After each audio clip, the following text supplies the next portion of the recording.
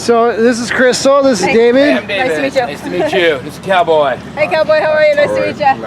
Right on, and this is Brian over here. Hi Brian. So this is Camp Resolution, and what we, like I said, we have tons of artwork usually all the way around the outside. They're putting privacy screening up, and then their whole thing was, well, can we put privacy screening up and you guys take down your artwork? We're like, you can put privacy screening, but our artwork's going back up. This is a protest camp, and it's going to remain a protest camp. So we had the lease for about 5 weeks, but they've been on this lot for about 240 days, something like that. It was 8 months. Yeah, and we originally took this with our Wood Street folks from out of Oakland. So we had a bike ride. They rode their bikes here. They wanted to speak to the legislators. We were like, enough is enough, and so we took the lot. We have a lady. She's not here right now, but she's paraplegic from the neck down, and that was part of the reason to take this lot was because there's lots of flooding, and they kept having to move her back and forth in her hospital bed. And finally, they were like, enough is enough. So, and then we just got. It's not turned on. Our guy that runs it. Mobile charging center for everybody's stuff. Yep. So we've got power here. This is one of them. Our second one's coming in a week. Is it, Brian, are you taking pictures? Is it okay if we take some pictures? Because ultimately what we want to do is, bring this back to Salinas and break into the city council. Probably still going to say no. Let me help you guys. But we got to do the best we can. No, let me help you guys, because this has been a fight. Yeah. But at the end of the day, what we know is there's more people unhoused than they know how to. They can't even handle it. They can't even figure it out. And this is the solution. Sacramento is the first city to allow a self-sanctioned situation, and it's not even allowed. It was a fight. I mean, it was a huge fight. Right. No, I was following it. And the goal is, here's how it can be done, and slowly build up a coalition of people that want to support it. All right. So this is, I'm part of the Environmental Justice Coalition, which is a coalition of multiple entities. We have just different environment groups.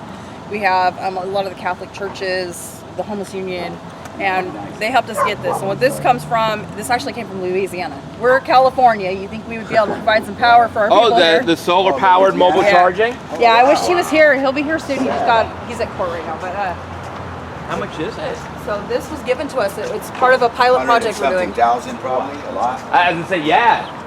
Right now it's not on because, like I said, our guy who runs it went to court this morning. It's charging, but mobile charging, and then we've also just got regular. That's amazing. Yeah. Vermont. So we're getting our second one in 2 weeks. We had a community member donate $10,000 so we could get a second one. Wow. And the reason the $10,000, what it's for is it's not these, it's the batteries are $5,000 a piece. Yeah. Deep cells, solar power batteries too. So why is it all trailers? Trailers and not tents? Is that part of the lease condition? Yeah. So what we did was and it's actually only one side right now. We're working on the other side at this point. They said that they wanted people off the ground because there was toxins, which this is a whole nother fight we're fighting right now. Okay. Yeah, sure. So the fight we're fighting right now is on this side. Toxins underneath the pavement, or just here on the dirt side? So this pavement wasn't here before. So this was what Mayor Steinberg is the co-chair of the statewide homeless and housing task force. So he runs even with the area you guys are in. He has say-so in what's going on there. Okay. He is our mayor here too. He created this comprehensive siting plan. We denounced it from the get-go. We're like, this is a fraud. You're just going to be funneling the consultants and administrators. And what he did was he put 21 sites out. This is one of them. They paid $617,000 for this piece of asphalt right here. That's it. And then that side doesn't have asphalt yet. But what they're saying is the benzines or whatever are coming off from the cars coming down. But they're only targeting this parking lot because it's unhoused folks trying to run it. Because what we found out from a scientist from Sac State is that benzene, you would have to get everybody, every house, every business, because it's a 4-lane street, so it comes off either way. Okay. So, and that's like, are we really gonna push the limits of how many people live next to a street? Like, so we're fighting that right now. But we're gonna be getting, I think we have 60 now. I think we're getting like 17 more trailers for this side. So we're working on that too right now. Where do you get the trailers from? So the trailers, these were actually donated for the COVID relief by the state of California, and they were put in storage for 2.5 years. They were used for maybe a year, and they put them in storage. And there's been a lot of pushback and fight because we're like, we have all these people out here living on the streets. We have like almost 20,000 people living in Sacramento on the streets, and so and it's just getting worse. Wow. And so yeah, it's been kind of crazy. So we have, like I said, a lot of our signs. It's actually really cool when our signs are up. It's like literally has the 8th Amendment. Like we have written across the gate. We talk about housing and like why don't we have? We've called out our city manager. They've drawn pictures of the city manager. Like why can't we get porta potties? We put our Christmas wish list was porta potties. Right. Do all the trailers have bathrooms in them, or they do have bathrooms? We're not allowed to use them. Wow. So there's that situation. But so what do this you do is, for bathrooms? We got over here. So we got the city's paying for our trash services. We get twice a week. We have organic and all that stuff too. On the other side of this fence, you can't really see it, but it's a V. That is part of the property. We're getting ready to work with one of our Native American groups. They're going to help us build a garden over on this other side. We got roosters running around here. We got some animals running around here. We also want to like an area for the animals. So this is the side we're still working on. We had to work on the paved side first per the agreement. So we do have porta potties. We requested more because it's not really enough. 54 people. But we do have porta potties, hand washing stations. And then like I said, you can see the trucks around here putting our screening up right now. So is this part of the camp as well, or I didn't know if it was to be annexed, as it were. 54 people here. How do I get a copy of the agreement? I'm sure it's got to be public. I can send it to you guys. Yeah. Perfect. So the lease agreement, there was originally a lot of chaos to lease with. So we took this lot, they tried to come in and sweep it immediately within a few, it was like a few days, not even a few days. Would you take it? It was mostly tents at that point, or was it was all tents, pretty much. Okay. I mean, there was the RVs that you see here, these guys were here, Yep. but when we took it, it was probably about 7 people that actually took them. And then we met with Wood Street that same night. They spent Oakland. Spent a few days here. We hung out, and then during this time, like other community groups came in and they started rallying around this. And there was a lease agreement that was put together that was signed, and then the signature was retracted because the people here were pissed. They were like, "This is not happening. You're not going to sign a lease on our behalf." The lease did not include them as benefactors, gave them 120 days, which basically what we felt was that would be like 120 days. Like, okay, you guys can stay for 100 days, we're going to sweep you all out of here. Yeah, exactly. Because there's no services, we know there's no services, there's no housing. I mean, it's ugly right now. So our attorney, Anthony Prince, came back. He represented them, their voices, represented the camp members here. And what that came out of that is that we have a lease now. That they are the benefactors of the lease, meaning that they benefit from whatever comes of this lease. Yep. And what that means is that the guarantee here is housing, durable, independent housing, not shelter. And so these people cannot be placed in shelter. This cannot be removed. And there's wording in it that gives us the right to transition people in. So in our view, if we can keep this running successfully, it's not going to shut down. Is there any court order that would implement the lease? So like a federal judge is overseeing it, or is it purely a contract with the city at this point? Contract with the city at this point. So there was a stipulation that they've already violated, though. The lady I was telling you about, Holly, she was supposed to be housed within 45 days. We were at like day 58 now, I want to say. We approached the city like, hey, your time's up. You know, they kind of just shoved it under the rug. We went public. We had a press conference, talking about our electric and the donation, and then Holly. It was really hot here about a week ago. It was like 100, a little over 100. And so she's in a tent. She, like I said, she's paraplegic. Her mom takes care of her. We ended up putting her up in a hotel because they were trying to put her in one of the slum hotels that they put, our folks in. We called it out. We sent pictures. I'm like, you're not going to put her in a moldy room. Wow. And under the lease, does that count as housing? Okay, good. The housing is like apartments, duplexes, independent, tiny, whatever these folks deem as housing. I mean, obviously, we're not going to put them in like $1 million mansion, right? But like something. But we're not warehousing them in a motel that has no sewage shelter, backup and no county shelters, no hotels, none of that. So what's going to take to satisfy her? For her, so she has an apartment pending. There was issues like around doctor stuff. The thing is that she's been out here for 6 years. Okay. In a hospital bed. They've been having to move her around, in a Hoyer lift, the whole thing. Why is it 6 years? Why aren't they doing anything? They've had contact with her, and then here They've had contact with her for the 200 days, and they still, if we can't house the most vulnerable with income, with really, the caregiver. This is what I'm saying. That should be the simplest of them. I mean, the most urgent, if any. Right. You know, take care of that. It's kind of like giving somebody a Section 8 voucher for a house they can't find. Right. Yeah, it's like That's true. That's true really story. nice to have this piece of paper. It's doing You know, good. if the city can't help her, what are they going to do for the other 20,000 people? I mean, Exactly. really. And these people, like, they have access to, like, us, and we have access to, it's not that we have access, we've been fighting for years to, like, navigate the system that is so unnavigatable.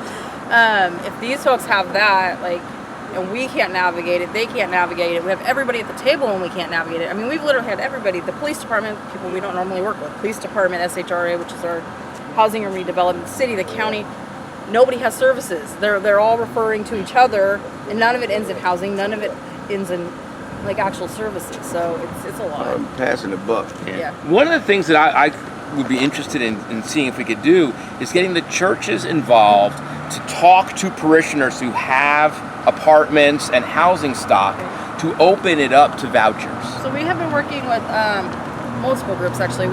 Different religions. Everybody comes in here. We all, you know, it's been a really community-based effort for, like, survival, because we are self-governed. They're not. Yes, they're paying for the trash, porta potty. I'm fighting them for water right now. And so again, it is. I've actually brought 4 of the deacons from the major churches here with our folks from the Sac Environmental Justice Coalition. And I think it was kind of a narrative change for folks, because they came in here and were like, wow, this is, you know, and talked to people and was like, this is, I don't think what they were expecting. Let's just put it that way. And so, yeah, I think that we're really starting to engage those different arenas of, like, religious groups, you know. Personally, I believe the church should take the lead anyway. Well, I don't know about everywhere else, but in Sacramento, there was what's called Title 17, which banned the churches. So homeless people could not live within, like, 500 feet of churches. I went and spoke with Women's Church United, which is, like, kind of this, like, group of older women that oversee the different churches. Multiple women. I had a conversation with them, and they told me at some point they were threatened, but they were, like, told that their federal funding, something was going to go on with their federal funding. They continue to have food banks in their churches because it was bringing homeless people to neighborhoods. So yeah. So there's a lot of different things, and when we look at it, you know, everybody puts it on the church, but I think it's everybody's responsibility to hold accountable where the billions of dollars go. Oh, no, without a doubt. The reason why I bring up the church is, like, that's supposed to be their mission. It's like, if we can't get the church folks helping out, we're in trouble. But Hey. But and if that keeps happening with the Hey, Sharon. So this is one of the founders of the of Camp Resolution. This is Sharon. I'm David. Sharon. Nice to meet you, Sharon. Cowboy and Wes. Hey, Sharon. Pleasure. You must be cowboy. Must be.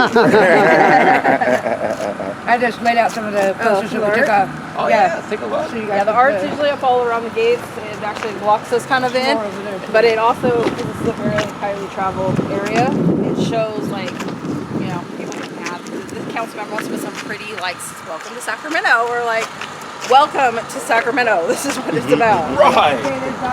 You know, capital of, like, what now, the 4th largest economy in the world.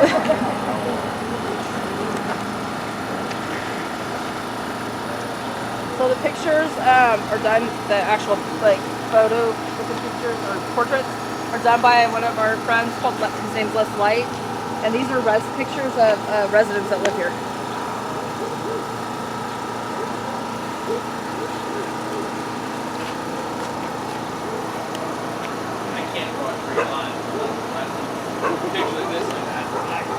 This is calling out some of our, we call them poverty pimps. So Lisa Bates runs the Continuum of Care. John Foley actually just stepped down after our lawsuit, and his whole nonprofit actually just went under, which was the county, the primary county ran sheltering system. They had misallocations of funds that came forward after a bunch of our lawsuits. Steve Waters runs one of the biggest nonprofits out here. It's still up and operating, but it's the city sanctioned safe grounds that aren't safe.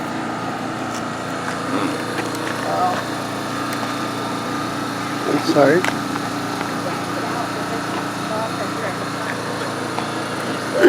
We got some talented artists. Yeah, we got talent out here, bro.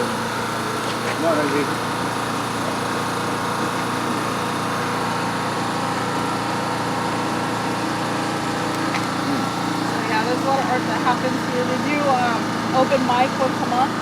And so we have like all kinds of community members come out. They play music. We've had, I forget the name of the band, I can't think right now. But we've had a band that's relatively famous pull up on their tour bus. Really? Yeah. I can think you guys have got an administrative trailer. That was the first one that came in. It's a work in progress. This is 5 weeks. So 5 weeks ago, I have pictures. 5 weeks ago, this was tents everywhere, stuff everywhere. We had trash still because we didn't have trash. I mean, they did a great job of like always trying to take it out. But it's, you don't have the tools, you don't have the tools. And so we have pictures, but this is 5 weeks of work. It's the trailers, the trash, working with the city. I've actually met with the police captain. We've had 6 murders right outside this gate, but violent murders of women who are unhoused. They've been finding them cut up, set on fire. I brought the police chief here to find out why they weren't addressing it. Like UC Davis had it and made a like national manhunt thing, and that's just next door. So we asked those questions, and basically we were told that they're underfunded, don't have enough police officers, but every time they've been here, they've been coming from a sweep. And we're like... we drove down and there was 2 or 3 cars. And Sweeps? about 4 officers and one lady at a house and then 2 dudes, a cart. It looked like maybe, they mouthed off or something. Oh, they're getting ready to do a massive sweep down the street from here. It's trailers, about 70 trailers. So we're in the process of getting ready to, organize some stuff so we can take some stuff. Because sometimes you have to take some stuff just to win, It wasn't our idea to, it wasn't like we had a choice. We're tired. We're done. So this is our administrative trailer so we can have people have privacy. It's hot right now because our thing's not on. Sure. This is becoming kind of more of a storage center right now. But Look, that's nice in here. yeah, they're pretty nice. This is the smallest of the trailers that we got. Okay. So we do get like stuff. We carry Narcan. Not really for the people here, but we also make sure we help everybody on the outside. So when we get food service, people are coming in. How many folks, for example, are up in the park right on the other side of the fence? Is there any Sharon, what do you think? How many people right here? Let's say a mile radius. Easily 1,000, I think. I would say at least 200. Yeah. Well, yeah, it's like right here. That's right here, and then you go up, and there's downtown. So we I think there's at least 200 people between here and my box. Narcan, test strips. Yeah, so we have Narcan test strips. Again, we pass this out. We have people, when we get food, like food bank comes on Monday. When we get the food, people will come in through the gate. I mean, we don't turn anybody away. Like we all are trying to help each other kind of thing. So yeah, our biggest thing right now has been like water. As you can see, it's. And then we have, as far as showers go, we have 2 organizations we're getting ready to work with. One is an amazing guy. He's formerly unhoused, a veteran. He runs a shower company out here. His issue is he needs a water connection, which again, we're fighting for water. And then we have a local ministry that's going to come out. They can actually carry the water in their trailer. His is a little different. It's a huge tank. So we're going to do showers that way.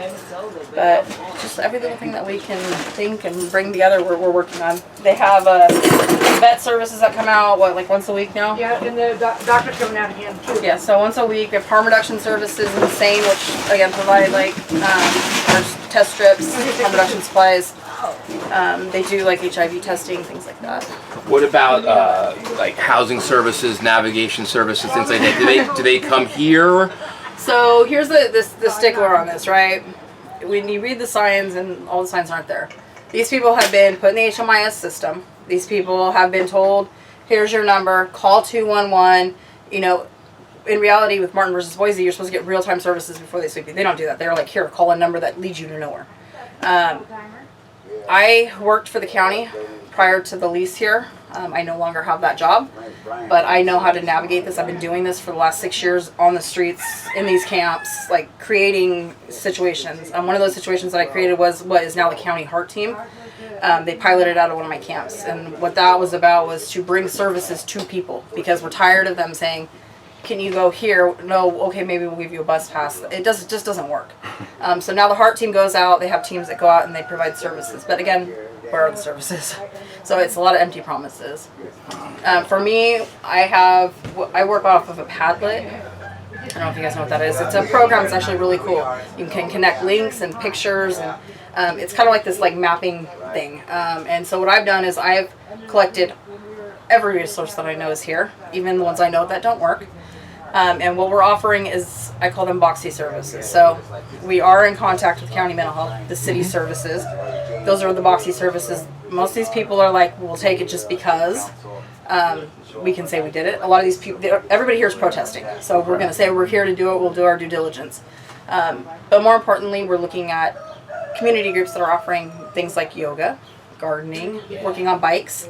Because my thought process is most of these people have been unhoused for more than 5 years. What we know is when people go into housing, generally they will camp outside their house, set up a tent in their living room, and then don't have the coping mechanisms. Like, are you going to go to county mental health? Or are you going to say, hey, give me 6 weeks while I'm having a mental crisis when I move into my new home? Because I'm not used to it. And so that's why we're trying to give alternatives for people that can have it. So when they go in, they can say, hey, we're going to, here's my garden, I'm going to set it up. So when I start stressing out and I start having those issues, I can go outside and do that. Or I can do the yoga that I learned. It's just to take the tools with them. Yeah, one of the things that I want to get started at my place in Salinas is like an art therapy almost, and just have some artists come down, and it's just, self-expression, and get out onto paper whatever is in your heart and your brain, and just She talked to Sharon. So we've connected with local businesses. There's a place called the Broad Room right here that's actually connected with the camp. And what they do is they are a art supply, like leftover thing. It's a place where you can go get free supplies. Okay. And so they actually have connected with Sharon, and so that's how you see all the art stuff.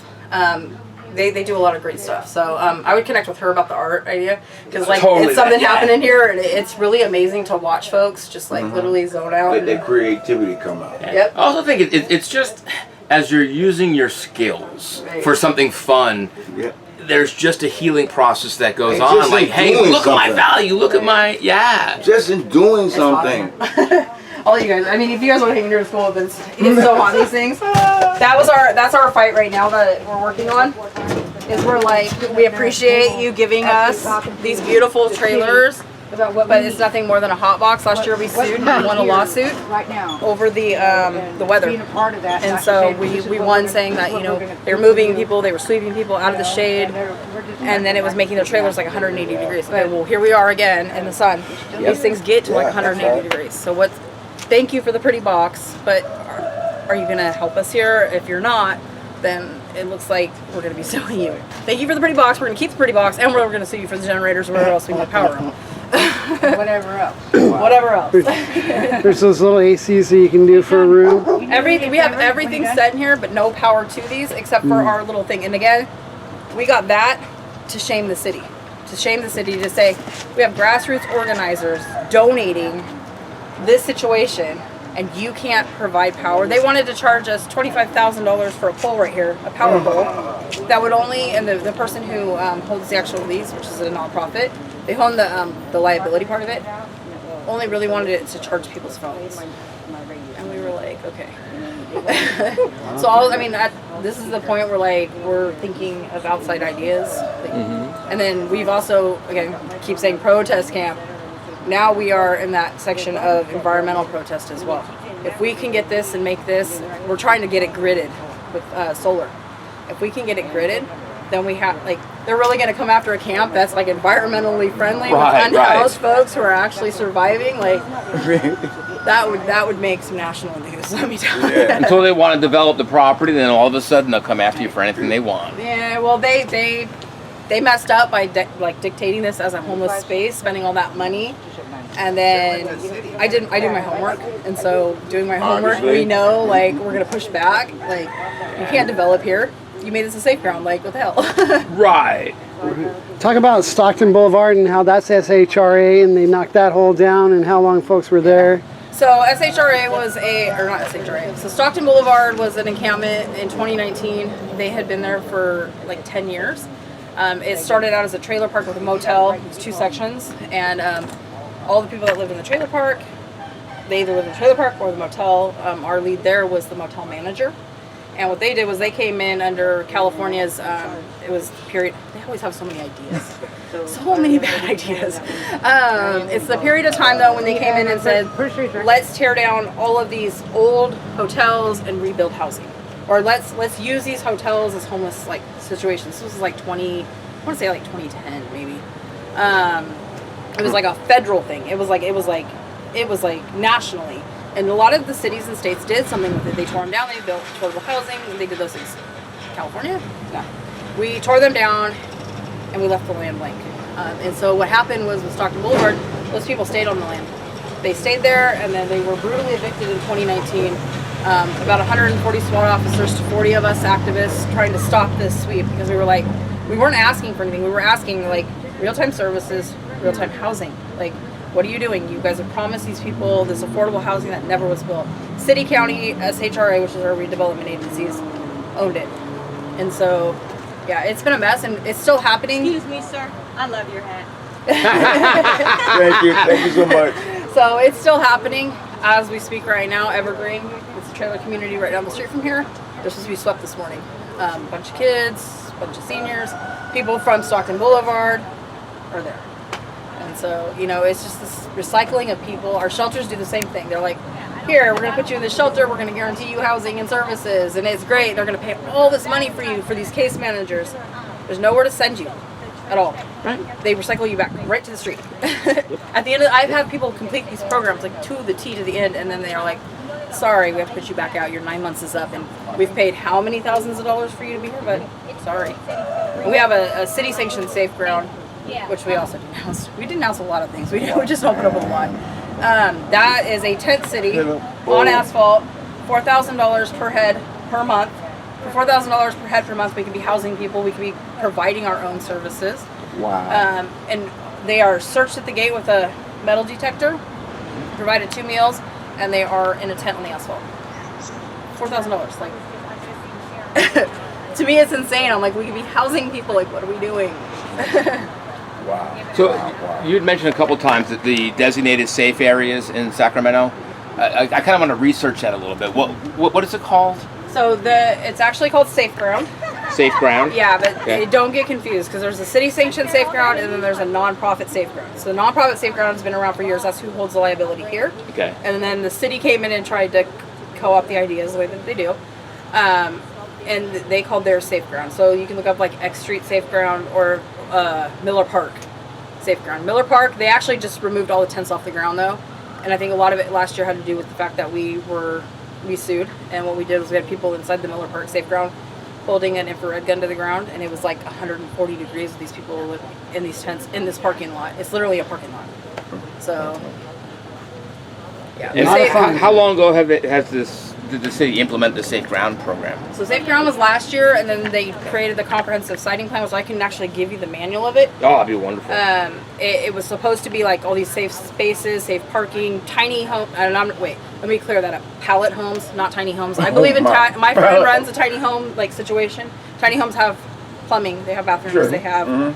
You know, so this pallet thing, that's another, in our view, another con job. Why are we wasting money in shelter? Like, why are we not housing people? To me, we're really pushing this fine line of like I have kids. Okay, let me back up a little bit. I have kids. I have a 24-year-old and I have a 20-year-old. I have a 13-year-old and I have a 10-year-old. Okay, for all of my adult children to have to live with me working full time because they can't afford something out here, that's a problem. And what do you want me to do? Tell them no, and then we're going to put them in a shelter, or we're going to put them in a shed?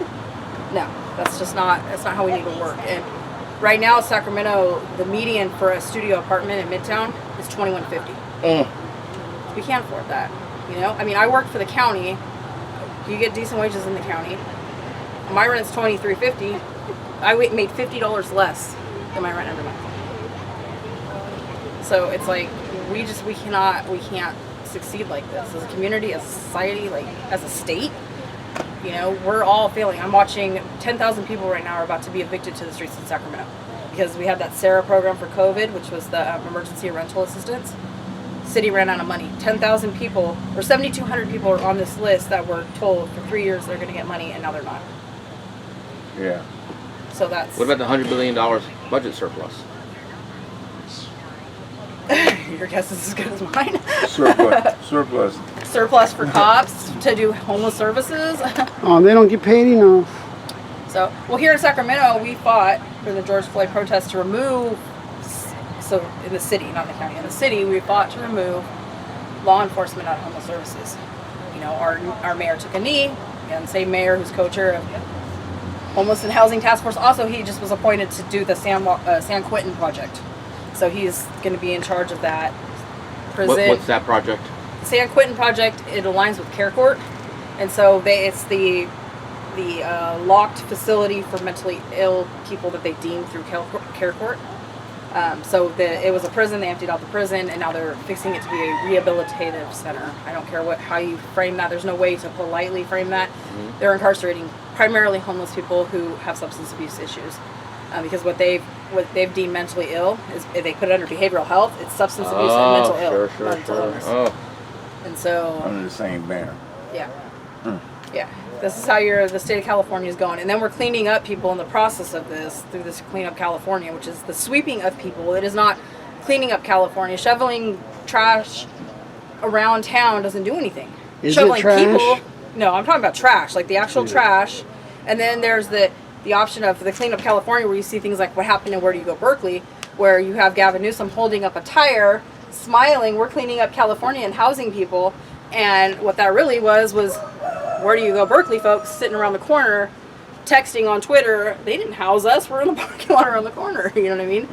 So there's options, and the options are to house people. Like we have people facing evictions nonstop. We have people who've been out here for 20 years. You have to come out at the different levels, but you have to do it in a way where we're triaging like from the person's perspective, not from this like data policy harmful position that they do. So yeah, it's been a nightmare. It really has been. I mean, this is great. This is a success. But this camp only stands to fight for housing, and it's fighting for housing now. That is our slogan here. They are not going to stop, whether they're housed or not housed, to protect people all around here. And it's not just around here. We're fighting statewide. Within 5 minutes of our press conference, we made national news. We've already been internationally. We went to Toronto. Our attorney went to Toronto about 2 weeks ago now to create a union there. Like it's time for people just to unite and quit letting these policies railroad us. So is Anthony based in Sacramento? He's in Berkeley. Okay. Yeah, he's got 7 federal lawsuits open right now around different things, and it's not us winning or fighting for people. It's these people fighting for their rights, and in a way, like, yes, we have an attorney that helps us, but it's organizing the voices of those who are being oppressed in this stuff. So, and it's not just the unhoused. I'm working with people all the way down the strip. This is a very poor neighborhood, lots of gang activity, a lot of just, this is like a primarily black and brown neighborhood. All the small businesses closed during COVID. Like it's crazy what it is out here.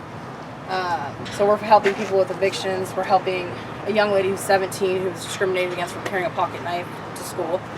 I wouldn't walk in. I mean, literally, I should be packing, walking down the streets down here. But she had a pocket knife. They go to expel her. She's on the honor roll, won multiple awards, don't even give her a chance. The school's known for being racist. They've actually had engagements with Project Veritas, which is very well known. And so, yeah, that's the situations we're dealing with. We're trying to use this camp as an intersection to rebuild our community. So, I mean, we look at it, every section interfacets back with homelessness. So it's how do we do the same thing back out? So we've been again connecting with businesses, connecting with the police, which was a very uncomfortable situation for me. Honestly, I have my own past with police trauma, but to bring it here to just have the conversations and say what are we doing? How do we move forward with this? And like I said, police were no help. They tried to treat me like I was an unhoused person until I started dropping. I have a major in criminal justice, so I started dropping criminal justice language. I started, I don't like name dropping, but name dropping who I was trained under, and then it was kind of okay, can we talk to you? And we had our folks over here from the council here in this camp, and I was okay, now you're going to talk to them the same way. Like, we're not going to have these conversations like that. You don't get to disrespect people just because you don't think they have an education or because they're unhoused or no. You know, I have probably more education than these cops that are out here that have just gone through training. You know what I mean? Right. Yeah. So right now we have, part of what we requested was privacy screening. So again, it's a lot of rebuilding with the community. Prior to these folks being here, this was an empty lot with no fence, and so unhoused folks were here. There was a lot of different things that happen here. Just to be real, life happens. It happens in every neighborhood. It happens in every unhoused encampment. This business right here has a real problem with unhoused folks. We're working on it. You know, I'm the person who comes in at this as we all have a space, and the thing is like, I don't get mad at businesses and residents. People are like, why aren't you pissed off? Because the fact is when somebody starts a business, it's their intention to, like, you know, provide a living for their family.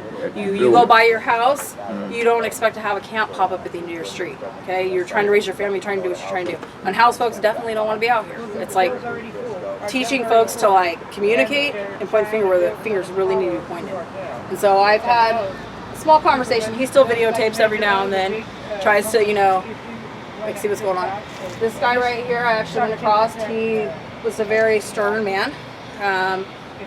Wasn't real happy that his business was right across the street from a now leased encampment. I went over and said, hey, my name is Crystal. I'm the point person here at this camp. These are our council members. If there's any issues, please give me a call. And I gave my phone number. Shook my hand.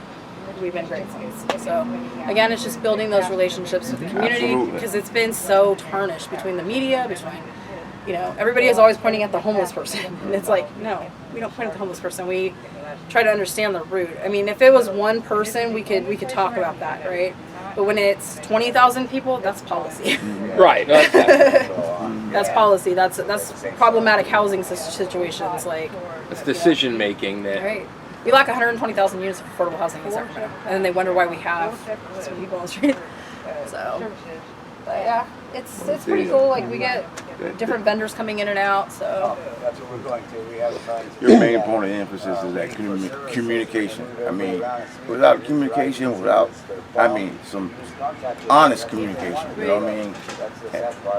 It's not going to happen. It's not going to happen. for us, it's accountability and transparency. Where is the money? What I've been able to connect with the community, and people are like, how do you do that? Like you will have like these next door neighborhood posts, and it's like this hate mail of like homeless, you know, people hating homeless people, and then you get under there and you have these conversations. When I tell them, I'm like, well, you know, I'm hearing your perspective, but did you know they spent $617,000 of your tax dollars and then wait thousands of dollars more to sweep people off this lot back and forth? And I'm like, did you know that was your tax dollars? Oh wait, and those people are now in front of your house? They're like, it kind of changes that narrative of like, you know, and then I'll be like, well, have you written your city hall? Have you talked to your board of supervisors? Like, you know, why are you okay with that? And most of the time people are like, you know, they write hate mail. It's kind of like they're on the bandwagon. They don't really hate the unhoused. They hate what it looks like. They hate the situation. You know what I mean? But the situation is being, in my view, created through policy. It's being created through politicians who want to continue to poverty pimp off people. So This is not new. This is not new. This has been going on for ever. You know what I mean? no, they make a lot of money in this homeless industrial complex, and like us shutting down the, you know, we didn't shut it down, but us filing a lawsuit and then shutting down Sacramento Self-Help Housing, the biggest nonprofit here in Sacramento. It really shows, like, we called out some bad behavior, and it showed huge misallocations of money. These people were like sponsored by the Kings, like, My God. you I know. mean, the unchecked money. You guys want some honor? So those deacons that I brought forward, it's not really been publicized. We don't publicize it, but the deacons came out. One of them, East Sacramento's our rich area. There's literally no services out there, no shelters out there. It's like our, you know, I don't know, rainbow area. Where the unicorns live. And everything's just peaceful and love and happy. Anyways, he is the deacon of one of the largest churches in Sacramento, which is huge. It's the Diogenes out here. And it's Catholic Diogenes. Anyways, that one. Anyways, he's working because he's an attorney. So he's working to network the deacon attorneys to see what they can do, because when we were explaining the sweeps and how brutal they were and how they're displacing children from RVs to tents, which is in our views a state created danger, like he was like floored. I didn't hear from him for 2 days, and then all of a sudden I'm like, I have 3 more deacons out the gate, and I'm like, okay. No, So I'm a lawyer from Monterey, okay, cool. and do some federal homeless litigation. Cool. But Well, we need more. No, that's right, and not just sort of the smaller stuff, but a coordinated effort So to Anthony and change I had policy. it was like Anthony West and I and a few other folks had a this was like 2 years ago. We had a statewide lawyer meeting. And what we were trying to figure out is how we could do something that would impact, because we're the same thing. We're tired of putting out the freaking match lights everywhere. Like, Right. It's exhausting. It's a lot of work. Sweeps this, sweeps that. Like, what can we do? Like in a parallel of something like Martin versus Boise. Nobody seems to want to. Everybody's afraid to mess with that precedence. Nobody is saying like this is direct violations of this. Like the cities are. They're creating ordinances like in LA the 4118. That guy Daniel Conway, he created a ballot measure here. He's the former chief of staff of Kevin Johnson. And so he went to LA as the LA Alliance consultant, created this exclusionary zone thing. The lawsuit was to force them to do housing, which he knew wasn't going to happen. So it became an exclusionary zone thing. Measure O just passed here. This month they're putting it into effect. The same thing. They're going to start excluding people from areas. You can't be near schools. You can't be on sidewalks. You can't be near infrastructure. You can't, like, it's all these things to where people can't exist. And so this guy he's creating these like neighborhood networks of like clean up my neighborhood or save our community, like these groups, and it's like, and it's all in the name of compassion for the unhoused. There should be shelter. That's what he's saying, but it's a way to ban people. It's a way to criminalize people. So basically, what the Measure O here is after they've offered you 2 shelter spaces, and it doesn't matter what that looks like, they can criminalize you. So the problem with Martin v. Boise is it's been affirmed a couple times by the Ninth Circuit, but not as strongly as you'd like. Right. So if you're going to bring a lawsuit that's really going to affect it, you have to plan the lawsuit a year in advance. It's not going to be there's a sweep and let's do something that implicates Martin v. Boise. It's we want to set in place a set of factors so that when we get into court, here is our record. That's been planned out in advance. Here's what the record would look like to be the strongest possible implementation of Martin v. Boise. But that takes a year of strategy. So I think that, like, again, strategizing that would be huge, but I've done a lot in the last 5 years. Like, we've created a network called SACSU, which stands for, it's a nonprofit, Sacramento Solidarity of Unhoused People. It's a network of over 500 community members. We've created medical teams that go out to our encampments, all off the record, all voluntary. They will take people to clinics. It started out as triaging for COVID, but has now since, it's medical. It's just straight up medical. It's medical students, it's doctors, it's RNs, all volunteering their time out in the camps. We have meal services, we have advocacy groups, we have like all just this network. It's like this huge network of like free volunteer stuff to work with the unhoused community.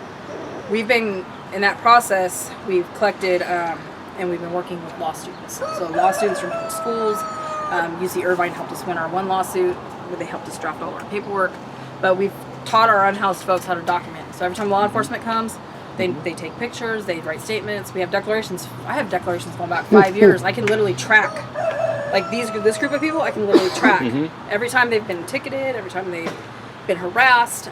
So we've really networked. We've networked with the community and the businesses, like, if not this business, but some of the businesses, they will call me. Law enforcement's on the street. I will call my Sweeps Defense Network. They will show up. They will stand out here and they will document. We have some people that are agitators, and we have people that are not. We have people that are strictly to document for if something legal happens. And that's what we've been trying to train people across California is like, how do we do this? Like, it doesn't, even if we don't bring forward a lawsuit, at least we have documentation of every time law enforcement is harassing, not providing services, coming out in these different respects. And so with Martin versus Boise, the way they do it here, Martin versus Boise doesn't even matter. Literally, the board of supervisors said, we're going to test it, we're going to push it. He literally verbally does not care. Like, he's like, doesn't matter. What they do here is they don't offer any services. They sweep them. And then the most that they will do is put a citation that says call 211. 211 is not a referring service. Like, literally, they could put them on a wait list, but there's no real-time services ever, and they're sweeping them. taking all of their belongings. Even we have a federal law here that prevents them from taking and not storing. So they have to store their stuff. They don't store their stuff. They don't do anything. So then, if they're not storing, do you have lawyers on the ground who are going to file small claims court? Most people won't. Most of the lawyers, it's really a weird dynamic here. And I don't think it's here. I think it's California. It's a weird dynamic. Nobody wants to file on behalf of unhoused individuals. They are like hands off. We don't want to do this. It takes us doing something like this. Like we literally this made news. There was thousands and thousands of reposts on TikTok. But from a lawyer's perspective, you don't want to be suing the city repetitively because, I do land use work, so I need to get stuff approved. But small claims court, I'm not filing it anyway. You can't have a lawyer in small claims. What I can do is I can draft all the paperwork. I can get it filed. I can say, here's what you say you're hearing. Right. And suddenly, there's 25 small claims stuff on file. City attorney will take notice. So Robbie's been doing that in Sausalito.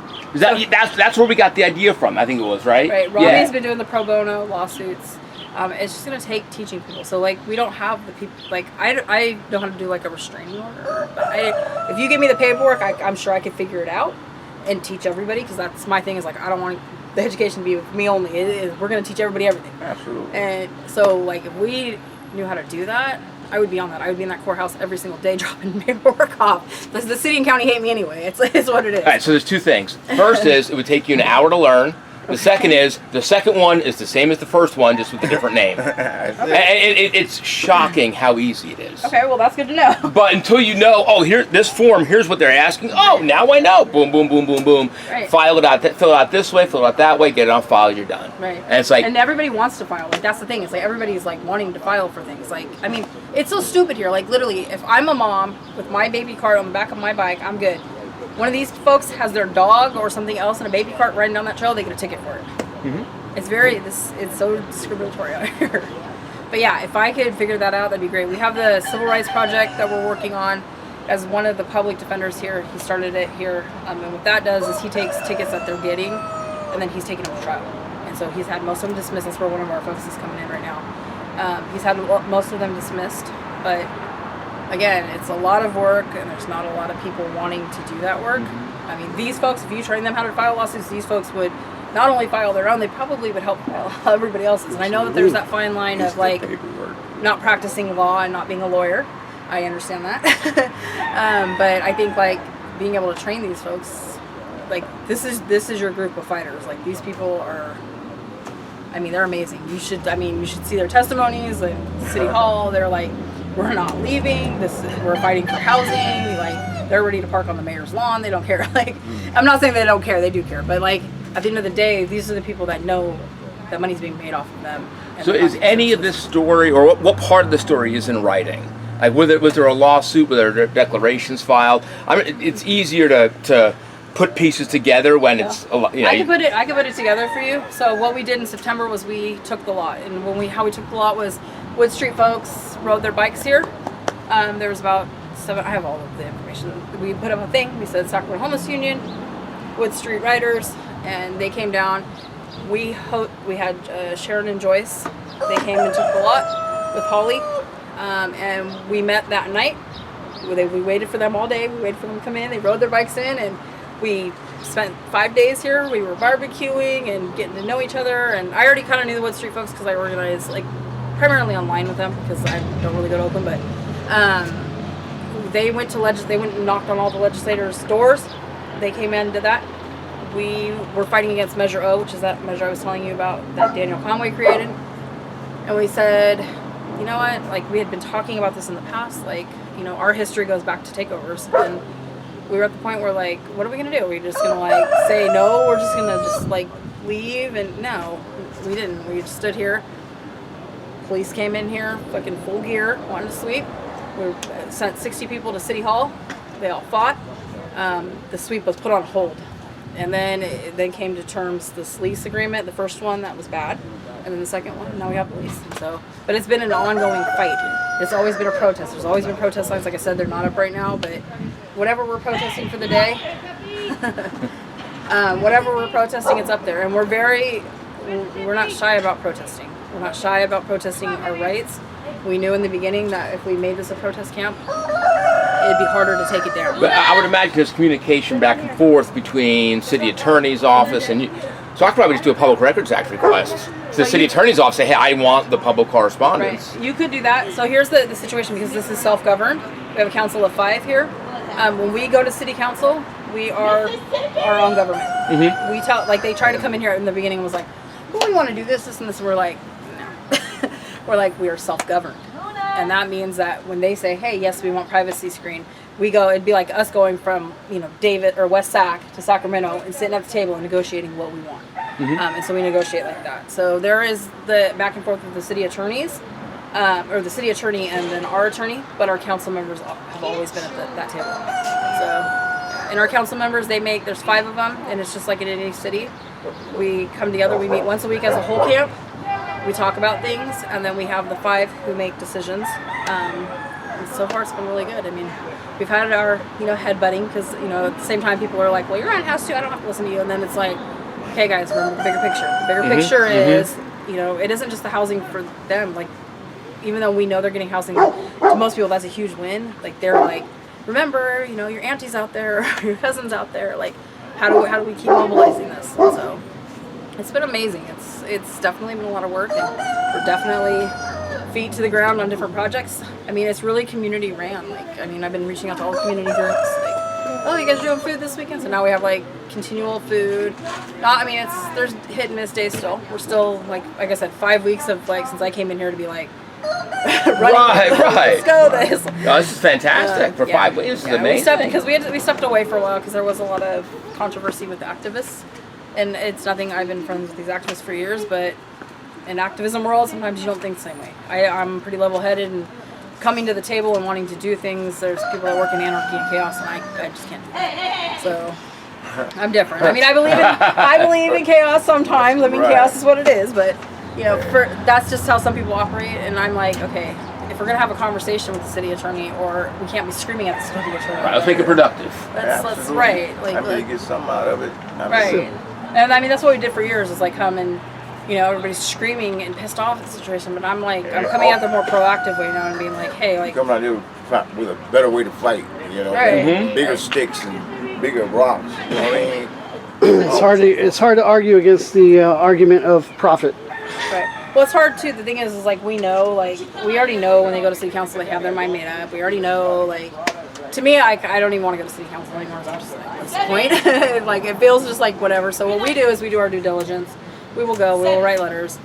But we have our plan on how we create our own, and we've been doing this for 6 years. Like we've been creating our own. When City Hall was creating a havoc for unhoused folks, they couldn't go in because their dogs and they couldn't leave their belongings, and we were standing outside of City Hall having our own City Hall meeting. Where more people were joining our City Hall meeting than they were the people inside the City Hall meeting. So it's like, and then like this week we're mobilizing around Holly, because Holly again we had to put her in a hotel. We paid for it because we were like, we're not going to allow you to put her in some slum hotel. She doesn't deserve that. Like, she's guaranteed housing just like everybody else, and they failed. And so we're all mobilizing around Holly this week. So there's gonna be a bunch of us going to City Hall fighting for Holly. So yeah, it's been amazing. It's just a lot. It's a lot of work. A lot of work this lady does. Beautiful. Run around. Huh? Run around all day. My dog drinks water. Yeah.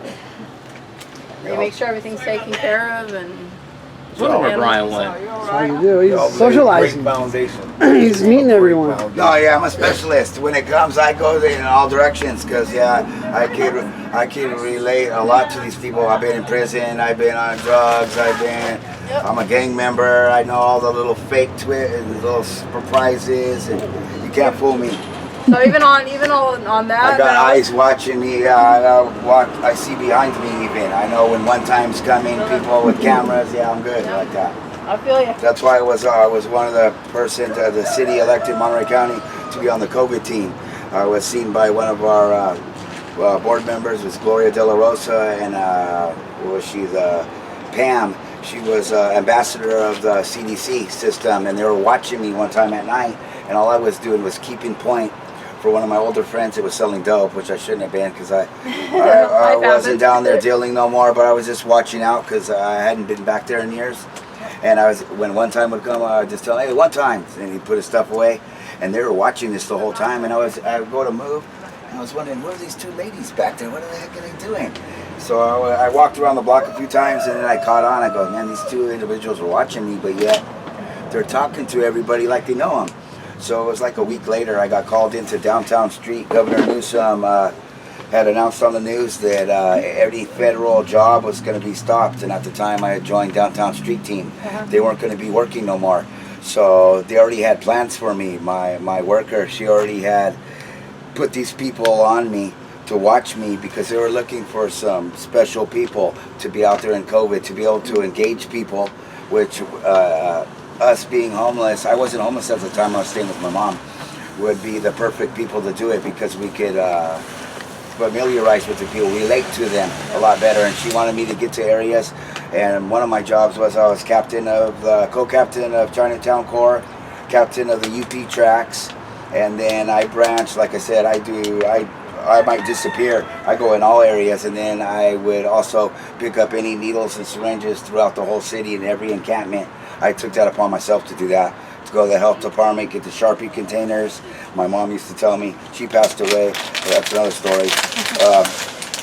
Why ain't I selling them? Getting the money to the needle exchange, I'm picking them up off the ground. I said, I'm not trying to make money like that and do that. I'm trying to for safety purposes. Right. Someone walking in the night or something through the trip might step on them, children, citizens. So to this day, I still do that. I'm barely coming back right now after losing my mom. I stayed indoors for like 2 years. I pushed my girlfriend away at the time, which is Rita Costa, part of the Homeless Union.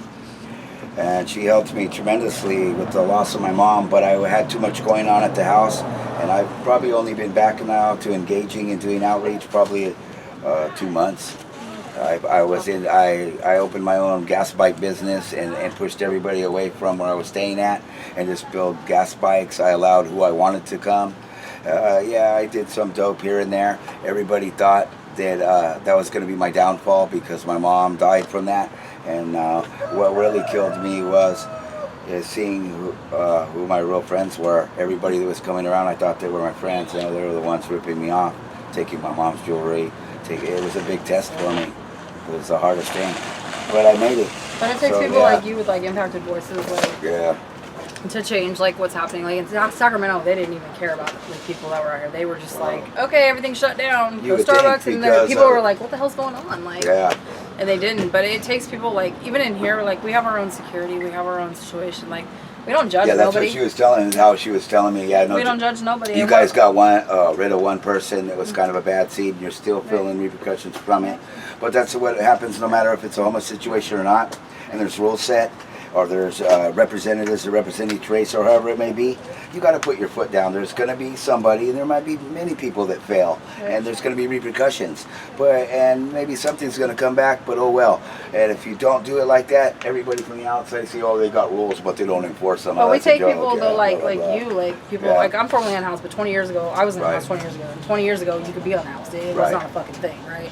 Like, I mean, I always tell people, I'm like, it was relatable, like in the sense that, like, I could be a free hippie out on the river and be safe and be happy. Yeah, it was. Like, it's not like that. It's not like that now. No. But what we utilize in here is everybody's capacity and what they are. I don't care if you're fucking a gangbanger. I don't care if you got weapons charges or murder charges. She mentioned a real smart thing too. Like I mentioned, not to put anybody down, but when you come in, the first 2 trailers is an eyesore.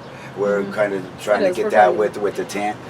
To be in everything crowded living space, not to say nothing bad, but since she mentioned uptown, there's these things you put bicycles in, they hold 2 bicycles, where they might be giving you guys, so when you put those in place, that kind of gets rid of that. Well, I mean, some people have more than another, but that's what we've only had these for like 2 weeks. Right, like she was telling me. That's those 2, we have trailer rules, so the councils come out with rules, and right now they're in violation of them, but we'll figure it out. Right. That's why you're in the stages of at least you have this area already started. It's just about now creating guidelines, ensure your security and all that. Which has been kind really of like hard. What we're going to be going through when we take over an area. We're going to try to do the same thing where we have representatives for the race, and there's before any action takes place, the situation comes before all the board and the members, and then they decide and escort the It'll be person. different for you though too, because Yeah. like you guys already have something to kind of look at. Like for Yeah, us, it was like you're everybody. At first, establishing it was like structure, we yeah. took it, and then it was like all these people started showing up. And Wow. prior to all of this even happening,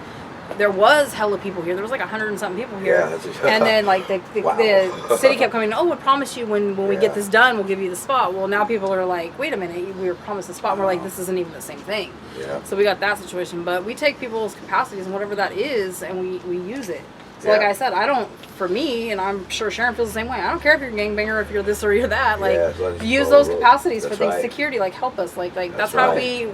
we have our own internal security. Even outside of this camp, like there's forces out there. Oh yeah, that's how that like we are- got it out there yeah. too, like that in certain areas. That's why people think that they know what's gonna happen. Oh, Right. we make a call real quick and. Well, that's call what we here were and having. it's Like hurt. Sharon was saying, we were having Yeah. an issue with one person, and it continued to be an issue even Yeah. when our attorney was engaging. Another outside call was made Right. to somebody who was on the streets. Well.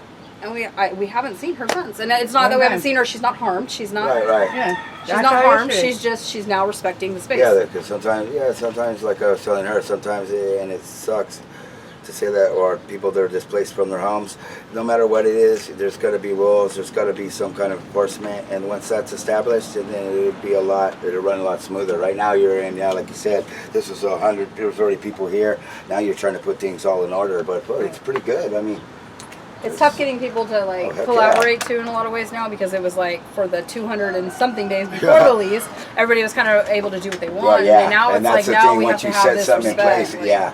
Because we don't want to lose this, and how we Yeah. lose No, this hell is no. people We tried to fighting. set it. We tried to set them up at the Right. beginning, but it just wasn't working.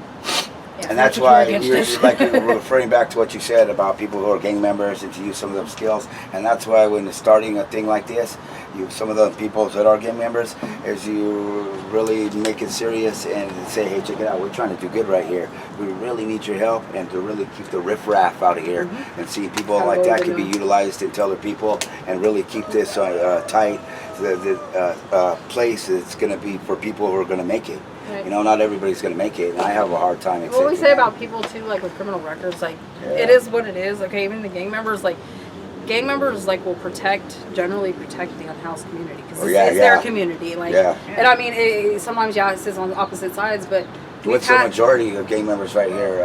North Indians is Yeah, right. the same with us over there. So- Actually, I'm still active Norteño at 52, but I don't do that anymore. I help people. I hear you. But, But no, yeah. that's the thing is like you Yeah, understand I that already like. know their politics and Yeah. everything. So I mean, yeah. it's been crazy. We've had multiple drive-by Yeah. shootings over Yeah. here lately. And But this there's is a lot like of right different. in- this is There's a dirt lot of territory different right sets Yeah. from right here too. Pyru, Crip, and Oh yeah, there's everything. 63 gangs in Sacramento. Oh man.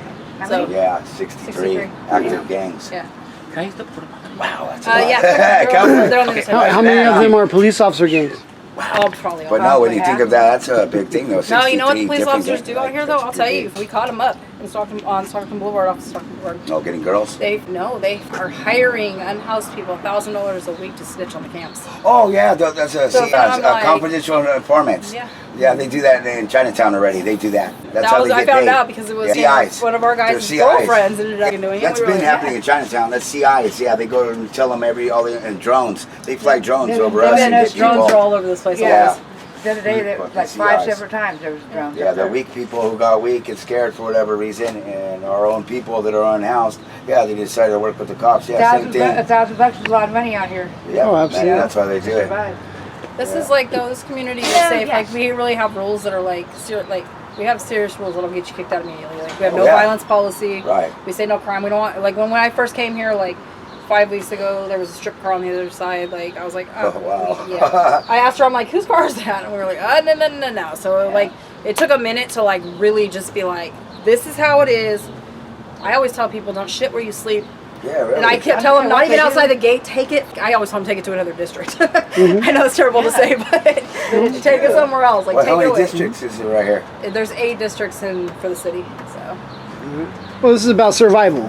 it's about survival. This is one of if not the poorest neighborhood, this is one of the poorest neighborhoods right here. So again, primarily black and brown community, primarily Thank small you. business ran, primarily, and the small business is all shut down. So Hi. yeah. it's just been like one thing after another, especially during COVID. It's so bad if you drive down the boulevard, like you'll see it, and like she was saying, it's turf war. There's like tagging, and then you see another tag, and so here we go. Like, but and a lot of our youth right now, it's almost been a nightly shooting with our youth. Like our teens are like off the hook right now with the gang stuff. And I mean, the mental health of our shit right now is, and it's not just our shit. Like COVID really did something to people. People keep saying, no, it wasn't COVID. But I'm like, yeah, but when your parents are working 2 jobs and your kids are home all day long and they don't have nothing to do, what are they going to do? They're going to go get in trouble because that's what happens. And then you come back and you cut all of the youth funding, which is what they did. At the end of COVID, they cut all the youth funding, and now wait, all of a sudden we go from 2015, I think it was like, or no, it was like 2017 to 2021 or 2022, 0 youth gang shootings, youth anything, to all of a sudden we probably have 50 this year. Probably already. It's been off the hook. So we've been really working with, like I said, our community, our youth. We engage our youth. I don't know if he's not up here, he's around somewhere. Like I have a youth that, you know, has a pretty jagged past, like almost died. He's been running our gate. That's what makes him happy. He likes being here. Like there was an issue where we almost had to remove him. It wasn't with him. It was just because of his age and gang stuff driving by. We didn't want him to be unsafe. And but I mean, over here they don't play around. Otherwise, no, we've had stuff. Yeah. So I mean, we had 2 days ago. We had a car wreck right here. A bunch of youth come bailing out, running down the street. We're like, damn, dude. Like, you know, I mean, we can't save everybody, but at the same time, like, our youth is huge, and especially in this area, like, you know. What about during COVID? Did you get any places that were able to have shelter in place? Yeah, all of our camps actually did not get swept because we had a lawsuit that stopped the city and county of Sacramento from sweeping due to the public health orders. We had to do that because they were sweeping everybody. And we were like, why is it we are forced to shelter in place? We have the National Guard telling us not to move, and you guys are sweeping unhoused folks like they don't matter, like their lives don't matter. Like COVID is not rampant in the camps because it was. I was a frontline. I was designated a disaster relief worker. I was given permission by public health to be in the streets when people weren't allowed to be in the streets because nobody was out here doing it. It was us. It was the medical teams that we created. It was our folks out here doing it, creating hand washing stations and fighting for services. And wow. So yeah, it's taking losses, but I'm tired of it. Losses are such a time-consuming thing. It's like common decency, common respect, common whatever for, you know, your fellow human being. Like, why is it cool for us to treat you one way but not treat us the same way? Like, that's not okay. I don't care. It's been a lot of like just up and down fighting always. You guys know, same shit, different story, different town. Like, it really is. The day California reopened. Oh yeah, we literally had a press conference the day that they were getting ready to reopen. We said, this is not a green light to go. This does not mean green light go. And guess what? It was like a triple green light at the racetrack. Like, they were like, phew. I think what we really got to do is like match the stories. Like our biggest things that we're seeing right now, thousands of kids, thousands of seniors being dumped from the hospitals. That's illegal. They ain't allowed to dump seniors from the hospitals, but we're seeing them 60, 70, 80-year-old, 90-year-olds out here. How is that ever okay? Like, no matter where you're from, what your culture is, whatever, like, you respect your elders. Your elders built this country, like, and you got them sleeping in a tent, can't even get off the ground. Like, that's some bullshit. You know? Hey, how are you? I'm doing fine. How about yourself? Doing okay. I need a couple of trash bags. Trash bags. Let's see if I can grab those. This community is super diverse. Right on. Well, and they're getting along, it seems like. Huh? They're getting along. Yeah. Everybody's good. I mean, they're a family. They bicker just like family does. Yeah. You know. different fight. Functionally dysfunctional. Yep. Working on trying to get some like workout equipment out here so people can work out. Oh, that. I mean, sometimes we have people over here in the Stress corner doing, relief. like push-ups. I'm like, this ain't jail, guys. This ain't the Fuck you yard. now, you do it like in jail. So I told them I was gonna get them some weights and some things. Like, try it, but we have zero funding. Like, I have $9 in my Venmo. Everything I've been able to do for the last 6 years has been through the community. That's been the hard part. There's a gal in San Diego, and she was setting up all kinds of people in hotels. Vanessa Graziano. Yeah. But when you, She had to shut down. but how did Rita do it? When you So open now- a nonprofit, you could have food delivered right here if you have a I have place none. off the ground in a shed. I have the a food non- banks will. I have no profit. We do. They threw away I'm so just much getting tons ready of food. With our nonprofit, we had to like, it's been at a standstill for a year because Katie Maple, who's the co-founder, she's now our council member. So I had to get her off all the paperwork. Her very first vote was horrific, and everybody was like, "Are you kidding me?" She was like that. She's like the one who did take the realtor money, the cop money, and then she voted for Rook. Yeah, she just like she felt hella bad after. She's like, I was poorly advised, but at the same time, everybody was like, "Where's her house?" Like working towards it. Yeah. So I just told her, I'm like, I can't. And I told her, I'm like, you can keep the nonprofit or I'll whatever. She's like, no, I want you to have the nonprofit. I was like, okay. Some people, some homeless people up there in Auburn want to start organizing to do this. So, Hey. she can come talk to you in a little while. Yes, organize, organize, organize. Auburn's not that far. No. Oh, wonderful. I want to do 2 hours this summer, but Thank you. I'll call you in a little bit. I'm like, West does the whole state tour, she went down and formed helped us like connect the leaders that were working with like nurture connect them to like those. I know, it's like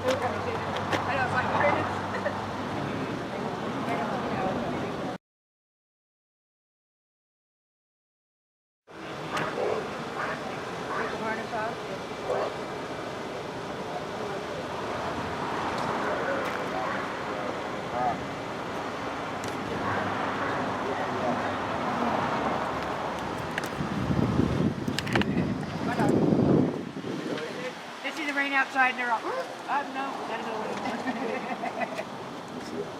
Oh man, it's too big.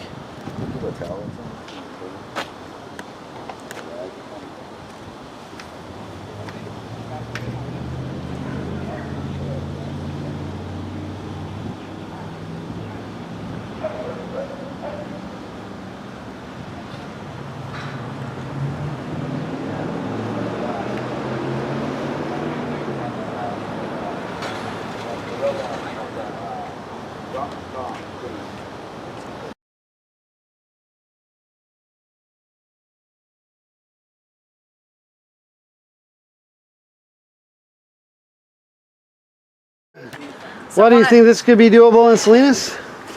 If the city had a backbone. Well, now we If have. you let me write it out, I know you guys taking a lot of pictures and stuff, but if Yes. you help, let me write out, and I'm not going to write out I come You from a organize from city. the start.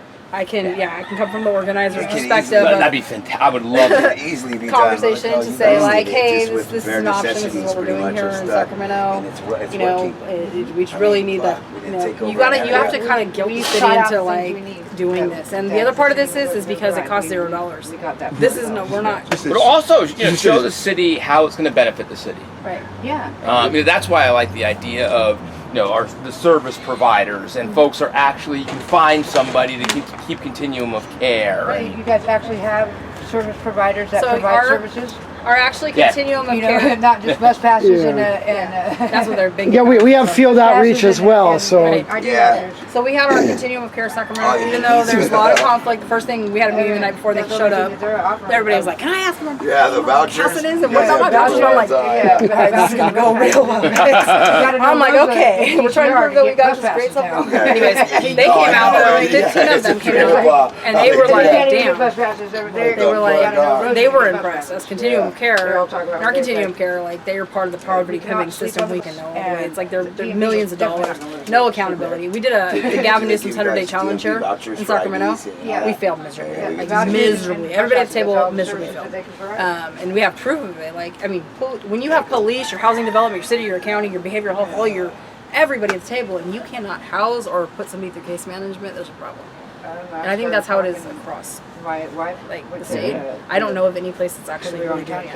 I heard an argument that just one nonprofit company, there were 33 administrators making over all 6 figures. Oh yeah. 250,000. They just gave our city manager a raise. God knows, I don't know what the hell he does besides run this town into the ground. He's making $440,000. We also don't want to take the money from the city. They haven't offered, but we wouldn't because I'm not willing to jump through their bullshit hoops. It's not happening. So I don't know if you guys should probably have trailers like this too. We got 5 in at the Sprung Shelter. Yep. Yeah, I stay in one of them right there. I'm right there. I finally went to my case manager and said, you know what? Instead of me bouncing around, I've been bouncing around for the last 5 months. I finally said, you know, I'm gonna go try the services.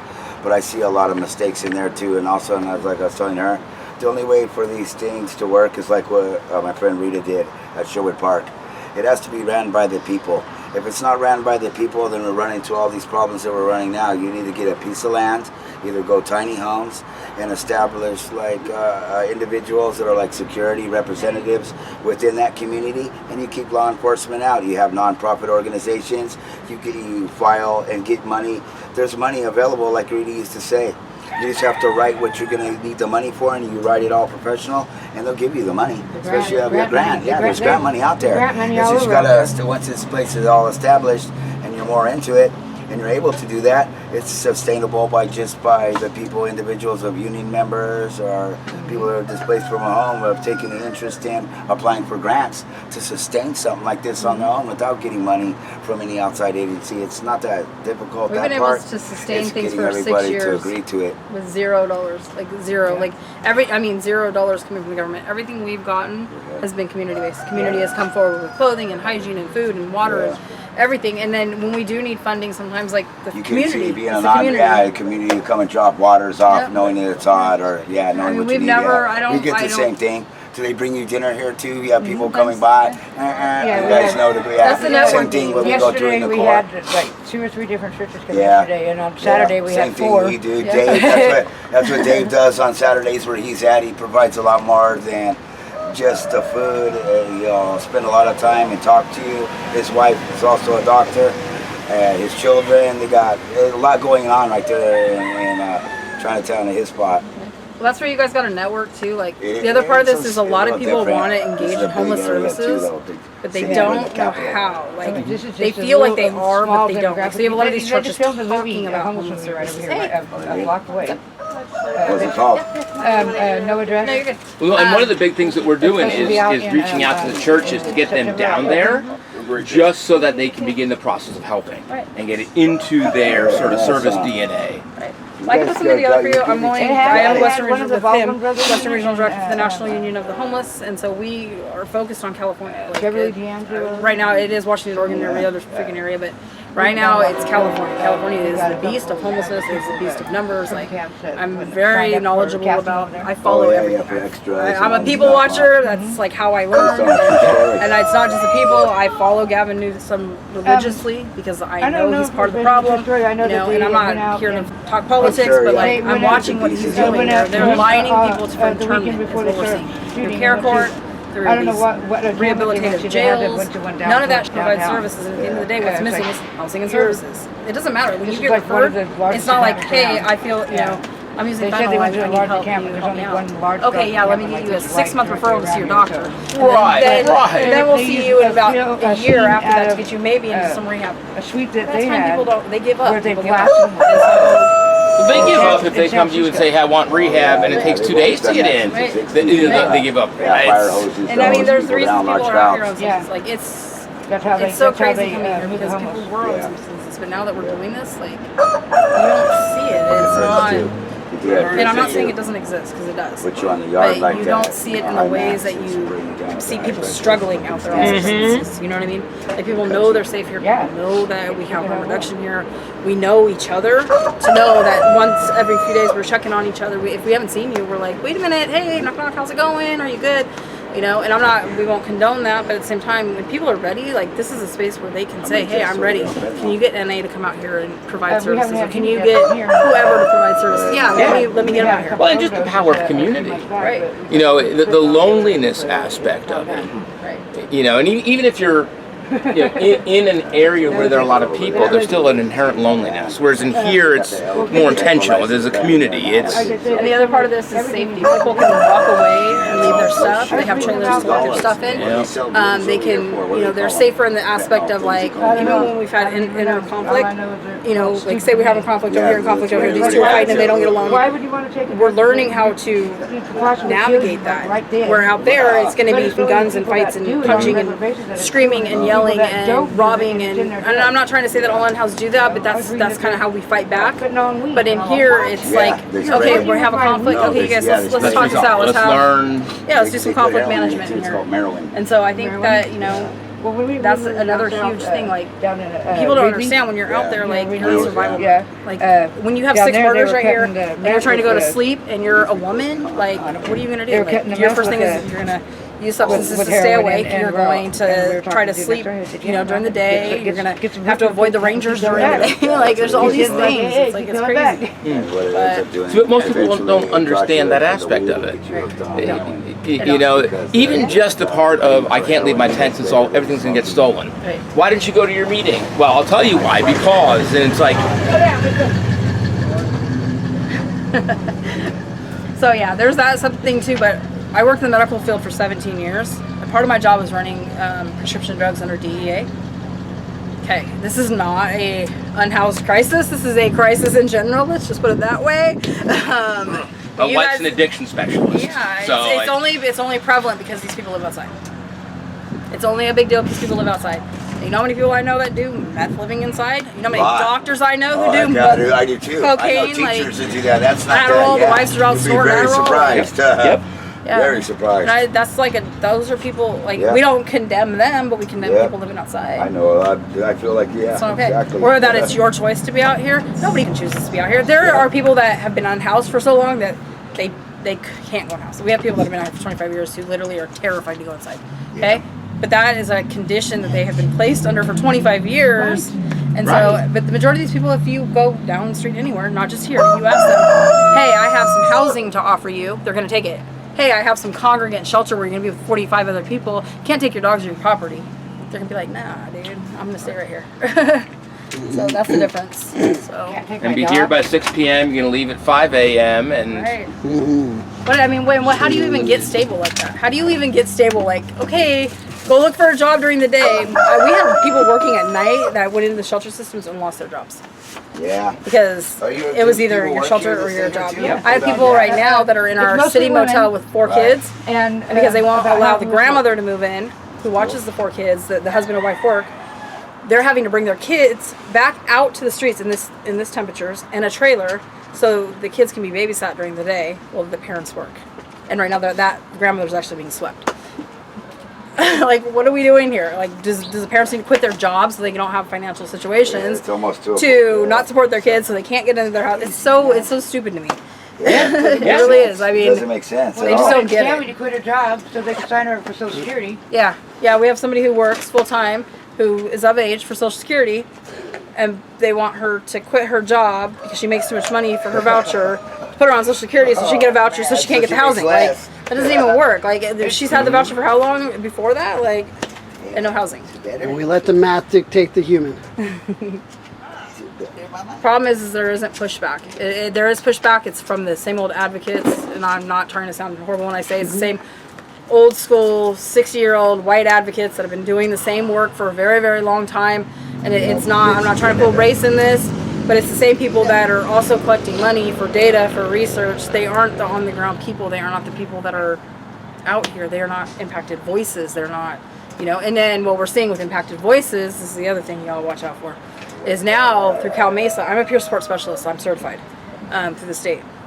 And what they're doing is like, we need lived experience voices. We need impacted voices at the table because we've been fighting for years, right, to get impacted voices at the table. They're tokenizing those voices. Those voices come, those people give opinions or statements or whatever, and we're watching those people blatantly be tokenized. And so we're like, are you really wanting the lived experience there, or are you just wanting to say you have a lived experience voice there? So we had one person who sat on the mayor's, they were doing like this housing thing or whatever. We had one of our union folks sitting on their thing.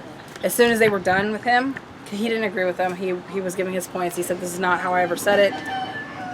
As soon as they were done with him, he was done with that committee. He was ejected out of his hotel situation that the city put him up in during that time. Took his vehicle because it was not tagged and registered like within the same day. Took his vehicle. He ended up getting arrested for a probation violation because of his car being taken, and he had something in his car from being out of his thing. It was like this whole thing, and we were like, and it was because we had called them out about the treatment of how he was being treated in the hotel. They kept locking him out in like 100-degree weather outside, like.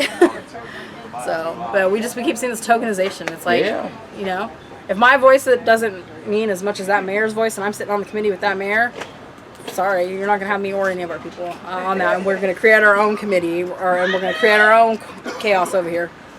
They don't like when we do that, but we have to.